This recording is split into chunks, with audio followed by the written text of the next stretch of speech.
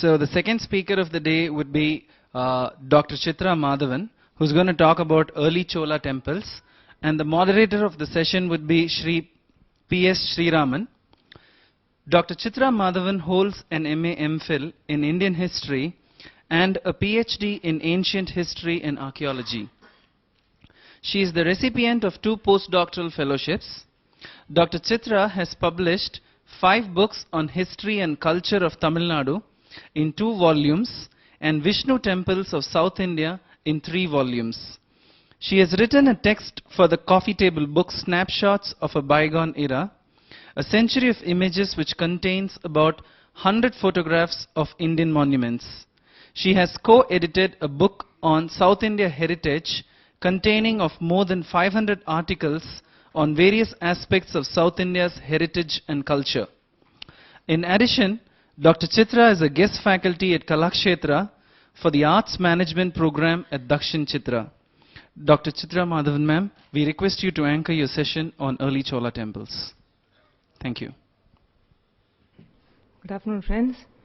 I'm delighted to be here in Coimbatore as part of this ongoing seminar of the Cholas, and my heartfelt thanks to the organizers of Rotary Club and especially to Mr. Gurumurthy for inviting me and for all the wonderful arrangements they have made for all of us.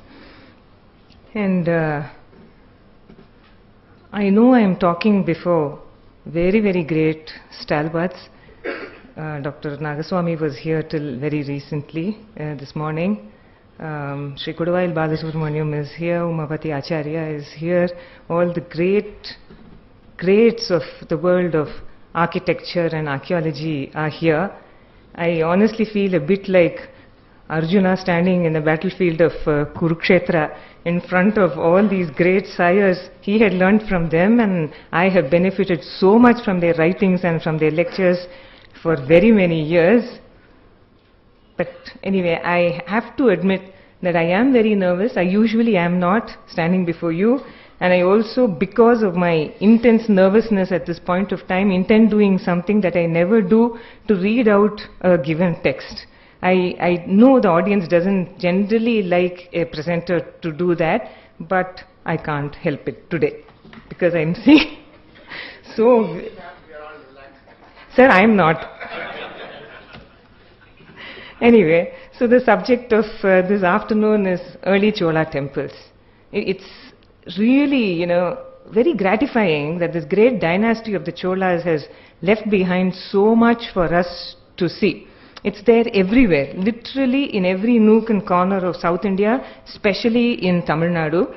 And we needn't think of the Chola area as being confined to Tanjavur and its surrounding regions, or to Gangaikonda Cholapuram and its surrounding regions.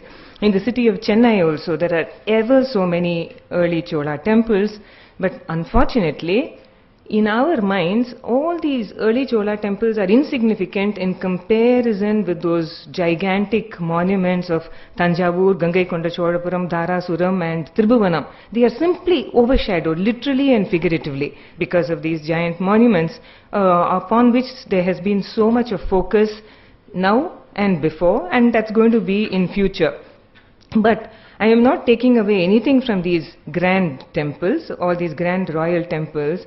But if you want to see delicate beauty, minute workmanship and intricate detail, we have to go to the early Chola temples in places like Punjai and Pullamangai and Srinivasa Nallur. That's where they all are. That's a completely different kind of beauty. And unfortunately, we don't see very many of these early Chola temples in the hands of as protected monuments, and as a result of which much modernization has happened, and therefore we are not able to think of the exact date in which they are built. And there is also one other thing. Since many of the inscriptions found on the walls of the early Chola temples, the original inscriptions, have been either completely obliterated because these temples suffered a lot of damage, or for some other reason we don't find the exact date of the building of temples. And therefore, in the little bit of research that I have done and the people I have consulted, we find we are starting, suppose, with Aditya Chola, and then we come to Parantaka Chola, it's very, very difficult to say whether this temple belongs exactly to the period of Aditya or exactly to the period of Parantaka. There is a little bit of overlapping, and there is also a lot of discrepancy on the part of scholars. That is definitely there. And because of the architectural, sculptural details, the approximate date of an early Chola temple can definitely be fixed. And I also want to say that there are such a multitude of temples of this period, and we are going to be dealing from the date of Aditya Chola up to the time of Rajaraja Chola, excluding Rajaraja Chola. That's generally what we call the early phase as far as Chola temple architecture is concerned. And I will just briefly read out to you some of the characteristics of an early Chola temple. Again, we must take our minds a little away from Tanjavur and Gangaikonda Cholapuram to be able to do this. They somewhat followed the blueprint of the Pallavas and the other people who were there before them. For example, if you look at the Takkolam temples and the Tondaimana temples, we will see that they have cleanly followed the style of the temples that existed before their times. And I can even say Pallava. They initiated the general principles from the earlier architectural traditions, but they also introduced many innovations in plan and in design. That is bound to happen. If you copy from someone, it's not going to be an exact carbon copy. You, as an artist, all architects and sculptors are basically very innovative. So there will be some kind of difference. It will never be the same. It may possibly be similar.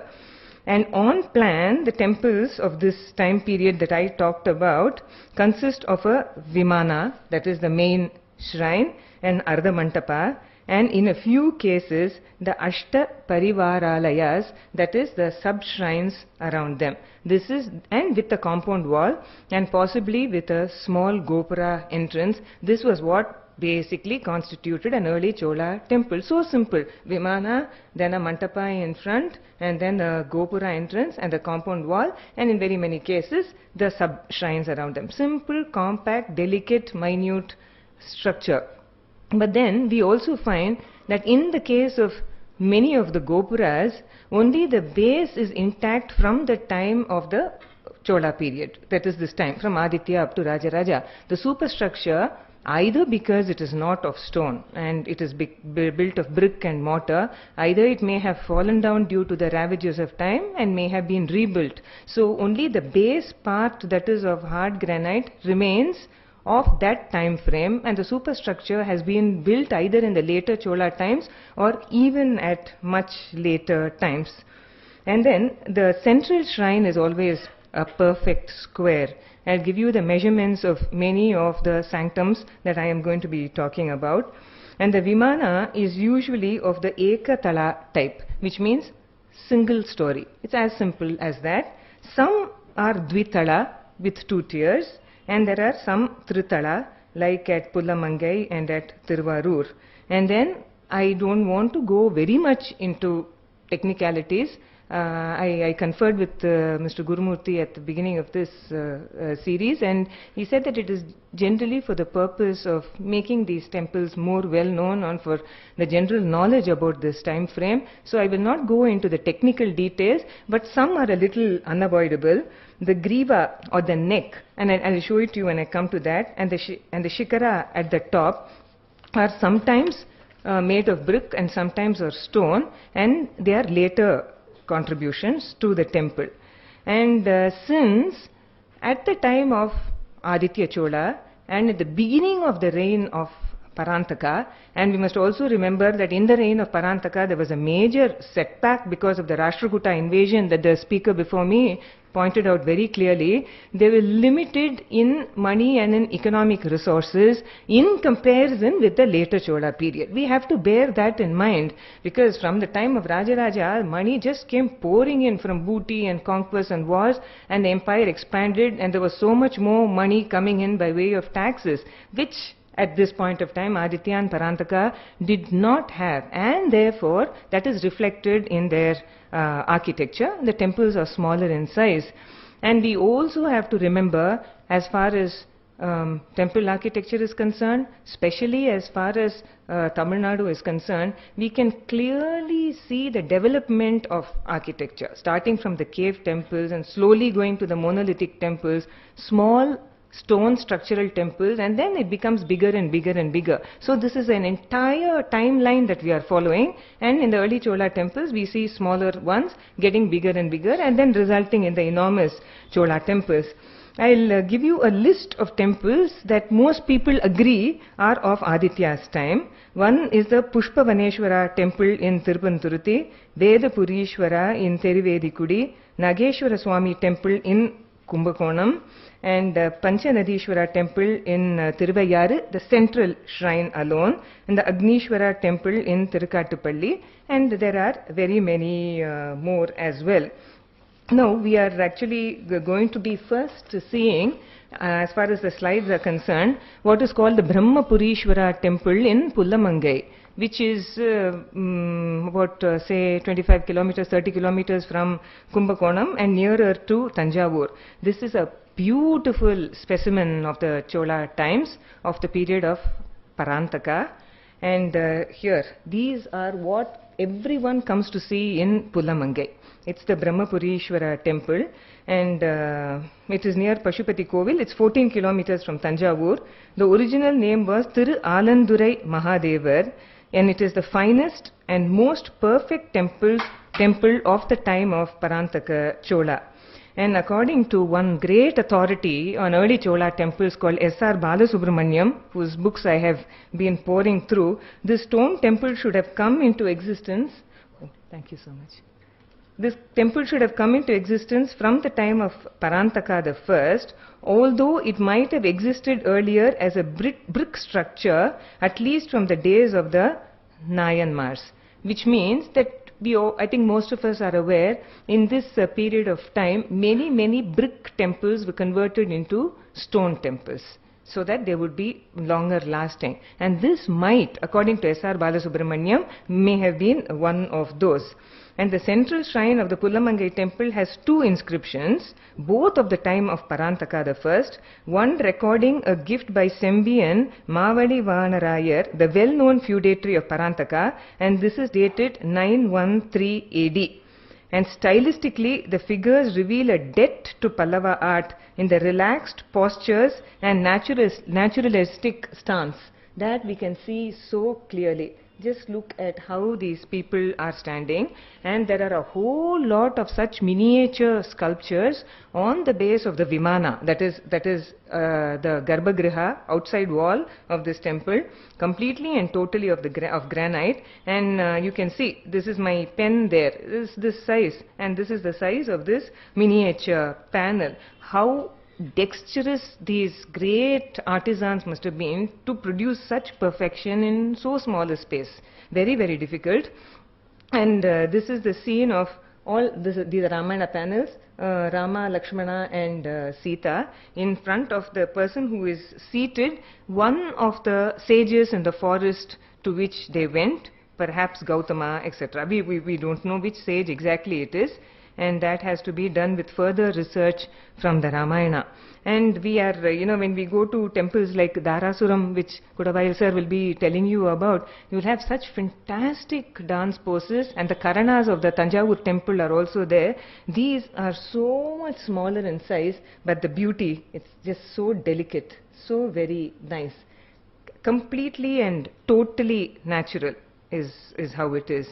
And also, please see the foliage and all that is there right above. Every little thing needs to be noticed as far as these sculptures are concerned. These are all the inscriptions given here, which actually tell us about the date of this temple.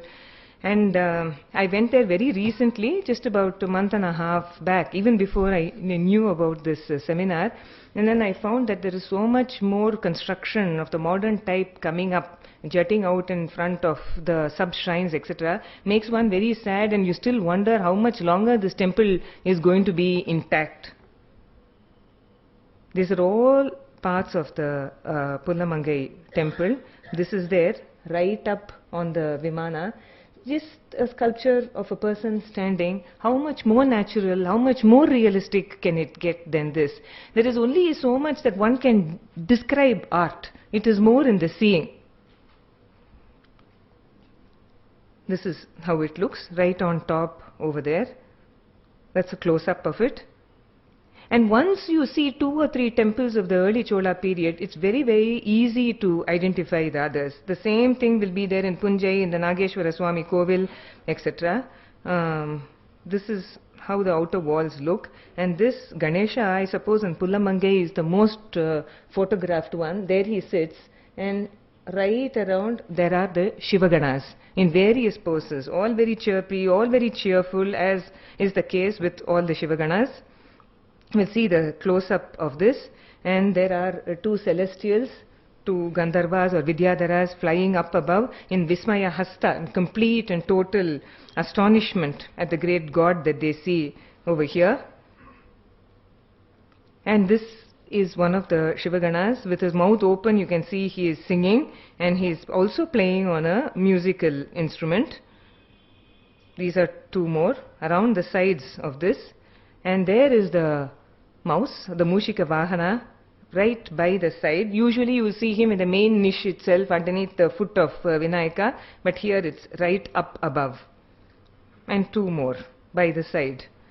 And right on top of this Devakoshta, this niche in which Ganesha is, there is a small sculpture. This is actually how small it is, and then I am bringing it closer. It is there on top of all the Devakoshtas here, and this is Shiva and Parvati, you see very clearly, and over here is their Shiva's very great devotee, Chandesha. So this is a Chandesha Anugraha Murti panel. The best example, of course, can be seen in that huge sculpture in Gangaikonda Shorapuram. But how many people go to Pullamangai, how many raise their eyes above to see this lovely little Chandesha Anugraha Murti? Chandesha, incidentally, is one of the Nayanmars, and Shiva put a beautiful garland around him and appointed him as the supervisor or as the accountant of all his houses. His houses meaning his temples. There are such Chandesha Anugraha Murtis in very many Shiva temples, but the sculptures are not as grand as in Gangaikonda Shorapuram, and therefore they are hardly ever noticed. Look at the pose in which Uma sits, very, very languid, and Shiva bending forward to put that garland on his head, and Chandesha with his Jata Mukuta in complete humility bhava, and there are all the Shivaganas in a circle around over here, like a canopy above this lovely little sculpture. And there is Nrittamurti, this is Nataraja. Again, this is a very, very small image, and all these little traces of painting that you find are from much, much later times. Now here you have the Ramayana scene again, and what is this? If you look very carefully, this is Rama and that is Sita, and this may be mistaken for a monkey. It is not. It is Guha who put them on a boat. This is a boat over here, and led them from Ayodhya across the river Sarayu for them to go to the forest. There are 2 things in identifying sculpture. One thing is that we have to internalize the epics and the Puranas. Otherwise, we are not going to be able to understand many of these sculptures. And then this is the famous scene of the Kiratarjuniyam, the fight between Arjuna and Shiva in the disguise of a hunter. It's a very, very famous story in the Mahabharata, made even more famous, even more well known by a 5th century great Sanskrit scholar of the Pallava country called Bharavi. Bharavi's work called the Kiratarjuniyam has been read and reread by Sanskrit students, and in that this entire story is very, very well depicted. It is that Arjuna went and did a lot of penance to get the Pashupata Astra, an invincible missile from Shiva, and Shiva, wanting to test his ability as a warrior, came in the disguise of a hunter and tested Arjuna, and once he knew that Arjuna was fit enough for him to hand the Astra, he revealed himself.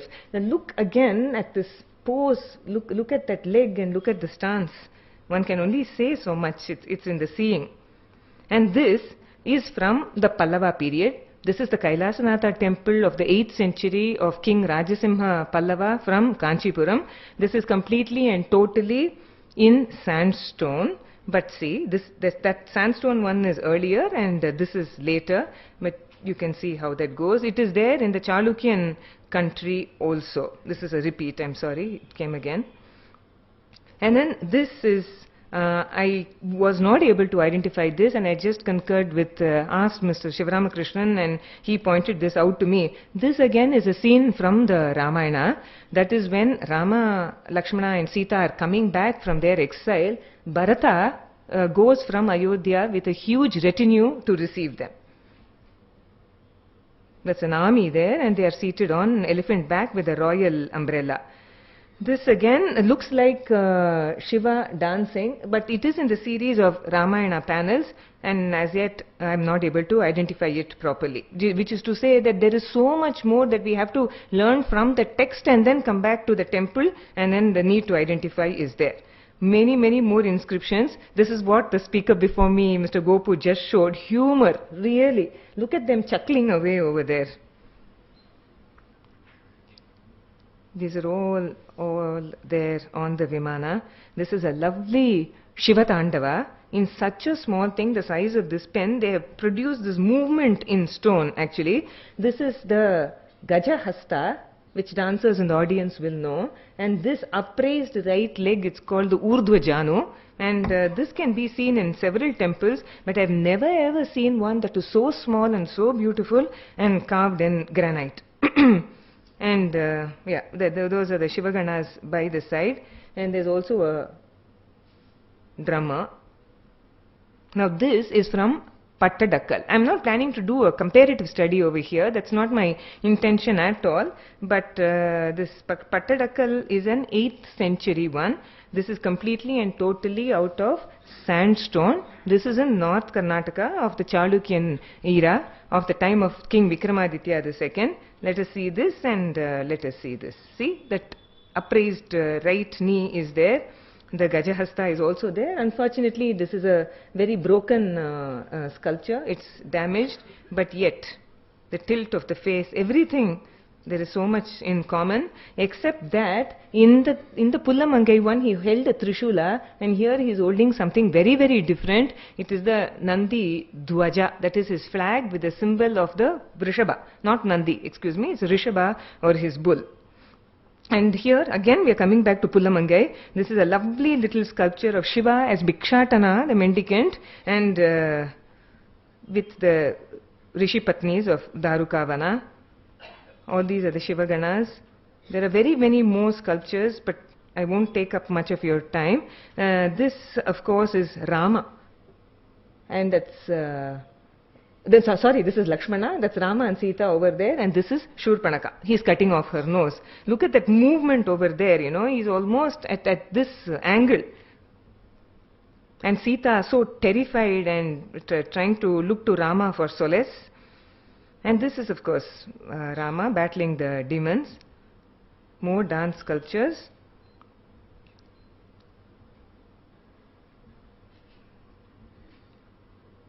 That is Gajasamhara Murti, right up there. Unfortunately, much defaced due to time. This is something that is so typical of early Chola art. There is one exactly like this in the Nageshwara Swami temple in Kumbakonam, which I will come to a little later. This is Durga. Now look at this. This is Rama's stance as a warrior, amazingly well executed. This is again Gajasamhara Murti. It was again shown by the speaker before me. Look at the turn in the body. That complete turn in so small a space. You have to be a master sculptor to have produced something like this. And Parvati, it is very, very, very, very well given in the Puranas. She is wanting to see her husband do this wonderful dance. But at the same time, she feels like turning away. That's her baby, that's Muruga in her arms. Because you see, when he has torn open the hide of this Rakshasa who came in the form of Gaja, the blood was dripping out and he was dancing along with it. Therefore, she was turning away. And this is Sita being taken away by Ravana. He is not shown with 10 heads, but you can see how grieving a lady she is at the moment, even though her face has been very badly damaged. and this is Ravana battling Jatayu. And then very next scene is Rama and Lakshmana, Rama giving moksha to Jatayu. All that is there in a sequence in this temple. I'll just show you some of the other slides and we'll move on to the others. It is just that the delicacy of this art form is something awe-inspiring. Lingodbhava Murti on the back wall of the main shrine. Flanking him are Brahma and Vishnu as always. But I do want to show you the expression on Brahma's face out here. Can it get more sublime than this? Look at that smile and look at the eyes. And even the faces that are by the side have been chiseled with the same perfection as the main one. So serene and so calm an expression, I think we can find more in the early Chola period than in middle, and definitely not in the later ones. There it is. These are the flying Gandharvas and Vidyadharas. Vishnu here as Vasudeva. The ease of pose is here. And Narasimha literally looking very, very ferocious, and in his grasp is Hiranyakashipu, Rama and Sita, and it simply just goes on. This, as was pointed out, is Vishwamitra teaching Rama archery. This is something very, very nice that we see in early Chola sculpture at Pulamangai and Punjai, etc. This is actually Vali on his deathbed.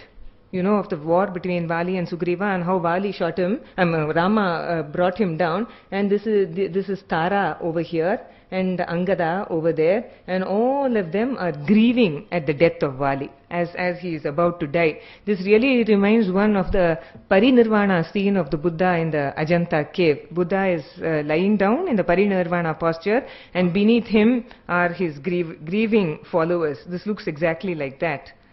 This is up close. You can see the face of Vali very, very clearly over here. And this is Varaha lifting up Bhudevi from the depths of the ocean and flying up. And what I really admit to seeing here is that movement of lifting up the goddess and bringing her to the surface. Unfortunately, this temple is not really very, very well kept. Again, Shiva Tandava, and that is how the Vimana looks. This is a Tritala Vimana, as I explained earlier, and this is another Brahma in another Devakoshta or niche. This again is Krishna, the Alilai Krishna, baby Krishna, and just in case we didn't know, he's painted a bright blue, and right up there is Shiva dancing. The smaller sculptures definitely take your breath away in this temple. There is another dance here. And then Rama sculptures once again.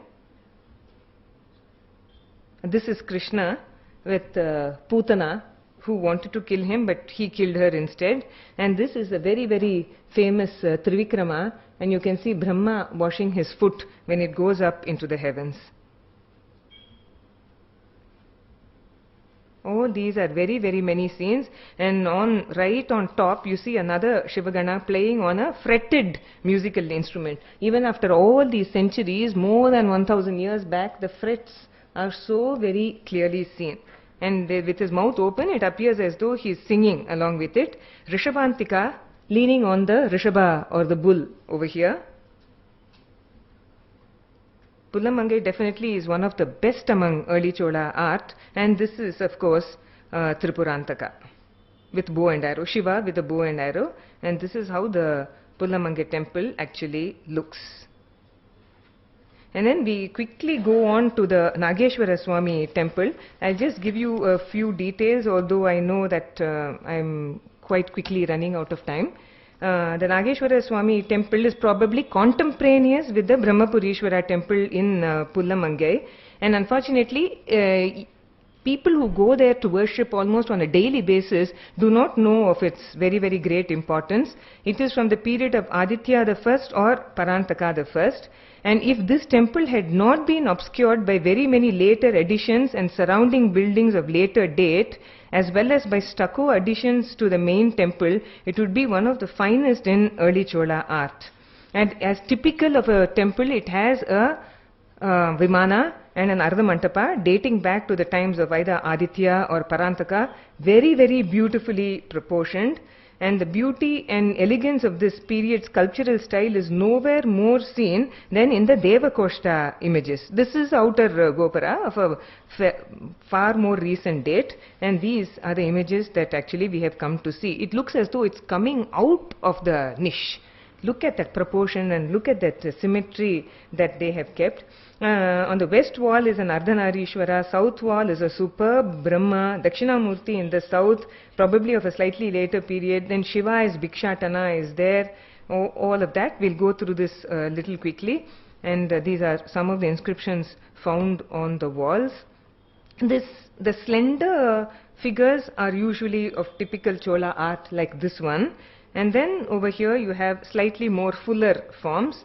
Look at this lady, completely languid posture, and this one also. Oh, this is very typical. This is the Ardhanarishwara over there, and the part of Shiva is leaning on the bull.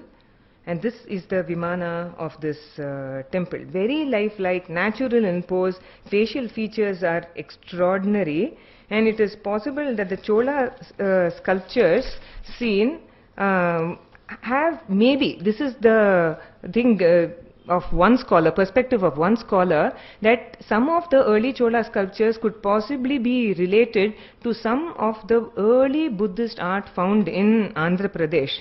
First of all, in Amaravati, there was a huge stupa out of limestone, and that was in existence at least until 1234 AD. And therefore, it is extremely likely that the Chola sculptors and architects from here went to Andhra, because it was very much part of their empire, and they took some kind of appreciation from those sculptures and brought it here and did it. So this is the main Vimana of the Nageshwara Swami temple. And you can see the 3/4 stance is so very clear. This is the Brahma, exquisitely modeled one. That's the expression on the face, completely serene. I know I'm repeating myself, but I don't know what else to do when you see such wonderful pieces of art. This temple may have been built of brick earlier and then rebuilt or slightly before 886 AD, which is bang in the middle of the period of Aditya I, whose reign extended from 871 to 907. And this is what a scholar has to say. I quote, "The temple sculptures foreshadow many decorative features of a full-fledged Chola temple and is done with a delicate touch which can be equaled only by very, very few other temples." So this is the Nageshwara Swami temple. And all that is way up there. And then we come to Srinivasa Nallur. Again, a very, very famous temple for archaeologists, but many others don't even think of going over there. Just one second, please.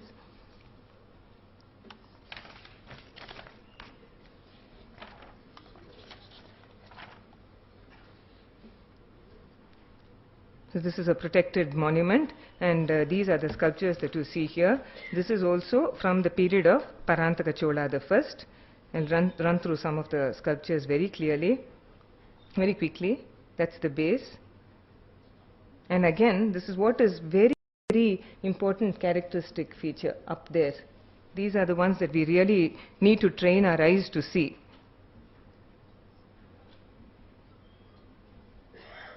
All from there. The walls are very, very clean and neat because it's protected. And these are again typical features. Look at the round, perfectly carved, perfectly chiseled. And these are extremely miniature over here. Sorry about that. Now, quickly we go to a place called Katumannar Gudi, also known as Veera Narayana Chaturvedi Mangalam, once upon a long time back. This is very, very near Chidambaram, and it is a place that is extremely important for the Vaishnavites. It is not one of the 108 Divya Deshams sung about by the Alvars. Many people think it is because of the importance it is given in Vaishnavism. It is not one of the 108 Divya Deshams, but it gains its importance simply because it was the birthplace of a very, very important Vaishnavite preceptor or Acharya called Nathumuni. He was the first preceptor of the Vaishnavites, and his grandson called Yamunacharya. Now this place was called Veera Narayana Chaturvedi Mangalam, and this Veera Narayana Puram, it is still known as. You can go and ask for Kattumannargudi. Even if you ask for Veera Narayana Mangalam, they will still tell you about it. Obviously, this is named after Parantaka Chola the first, whose name was Veera Narayana, about which Gopu said just now. The Kanyakumari, this is Nathumuni and Alavandar. Just to show you the importance this has in the history of Sri Vaishnavism, there is an inscription, a stone inscription in Kanyakumari of the time of Veera Rajendra, the son and successor of Rajendra Chola the first. And that inscription records that Parantaka Chola the first brought into existence numerous villages of great wealth like Veera Narayanam, just as Brahma created Swarga and caused them to be enjoyed by learned scholars. So this Veera Narayana Chaturvedi Mangalam was definitely the product of the time of Veera Narayana Chola or Parantaka Chola, and this is the celebrated villages that came to be colonized by learned scholars. And next to Veera Narayana Puram is a Eri, that's Veera Narayana Eri, which he just said is Veeranam Eri. And this Vishnu temple, so say the inscriptions, very clearly say Veera Narayana Vinnagaram.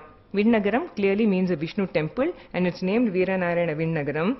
And the presiding deity was called Veera Narayana Emberuman. So what more do we need? But unfortunately, none of the old inscriptions in this temple, which has been so much modernized, is there today. So this is completely and totally modernized, and the most ancient inscription that we see in this temple today is only of the time of Jatavarman Sundarapandya, 13th century AD. So all that is gone, but the Gopura is also very new, but this is again a very, very ancient temple.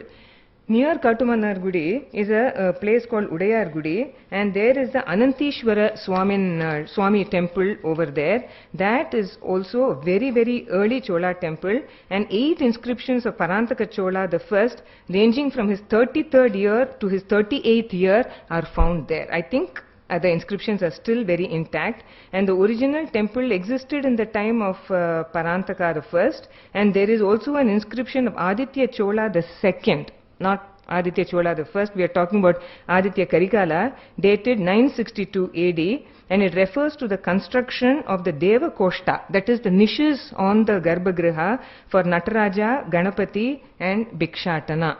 So next, near this Vishnu temple is another Shiva temple, which is again of early Chola vintage. That is, all this is so modern. I want to show you how we have modernized our very, very ancient early Chola temples. And then that's how it is now, today. That's a sad part. No, it's continuing in worship. We are very, very happy.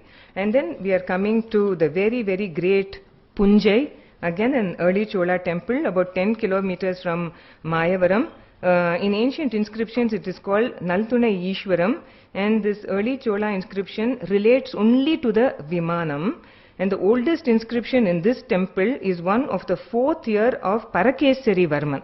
Just as the speaker before me pointed out, all the kings were called Parakesari, Rajakesari, one after the other, and sometimes we don't know which one they are actually referring to. The only way we can actually find out is by the paleography or the script of the inscription. That is the only clue that we have.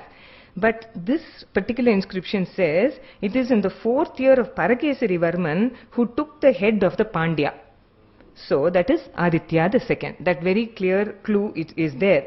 But this particular inscription is found not in the central shrine, not on the base of the Vimana, but of the shrine of Chandikeshwarar or Chandeshwarar. So there is one of two things.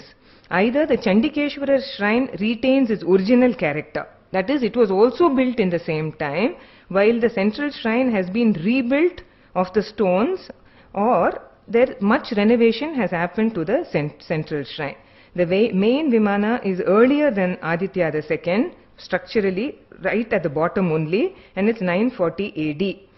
And this is definitely a pre-Rajaraja temple. The Garbhagriha is 24 feet, temple faces east, And there is an antarala or a vestibule between the main Garbhagriha and the Ardha Mantapa.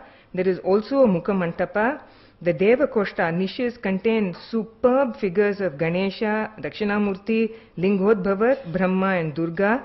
The Makara Toranas, the small ones that I will be showing you with sculptures, are extremely beautiful. Kalyana Sundara, Ardhanarishwara, Lingodbhava, all these are there. And besides, just as in Pullamanga and in the Nageshwara Swami temple, there are miniature sculptures, 64 in number, on the outer walls. So these are all the miniature sculptures that we see in Pullamanga.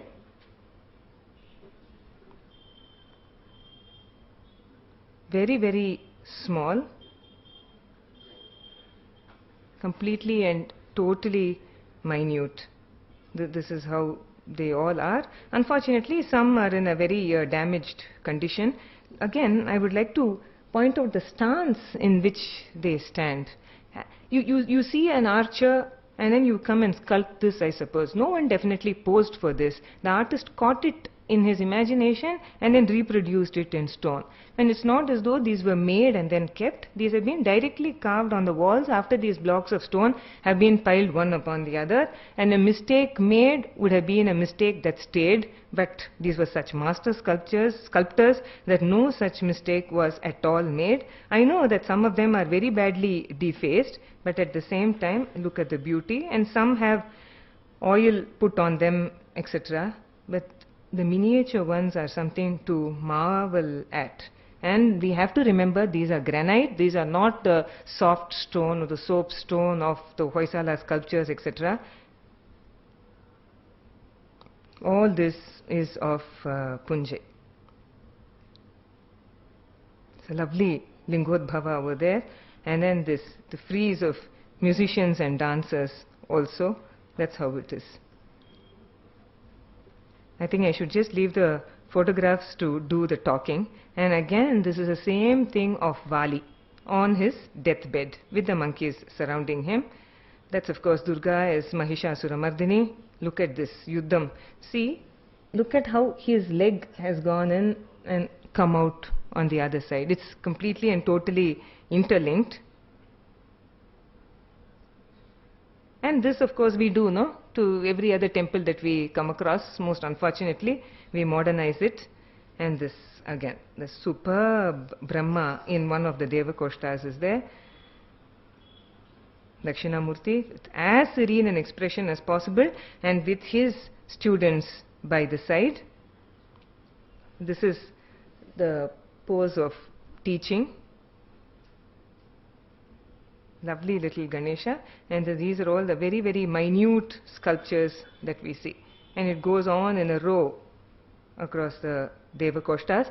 I'll stop with this. This is Koneri Rajapuram near Kumbakonam on the route. I think I'm directionally challenged on the route to Karaikal. This is the Uma Maheshwara Swami temple, Shiva temple of the time of Uttama Chola, the son of Gandaraditya and Sembiyan Mahadevi, and it is Sembiyan Mahadevi's temple in a way. This is how it has been much modernized. I don't have very many old parts of the temple to show you, but this is how it is. The present day temple is of the days of Sembiyan Mahadevi in memory of her deceased husband Gandaraditya, constructed in the time of her son Uttama Chola.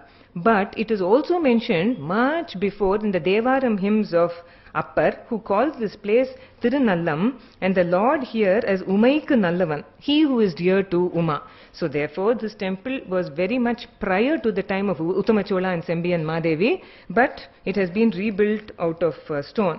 And there is a sculpture here of Gandaraditya worshipping a linga with an inscription of Sembiyan Mahadevi underneath it. Unfortunately, my computer played tricks on me and I don't have that particular sculpture to show you. But this is very much of the time of Uttama Chola, and there are very many inscriptions still intact on the walls of this temple. That's how it is over here.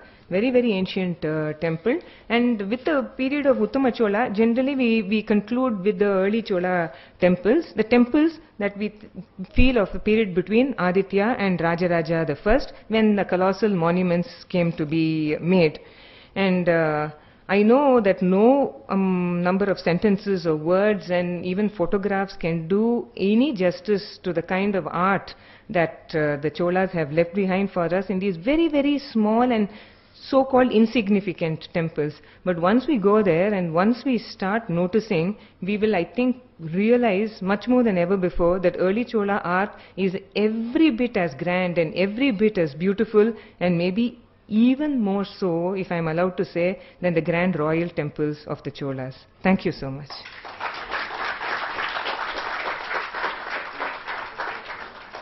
Thank you. Any questions from the audience?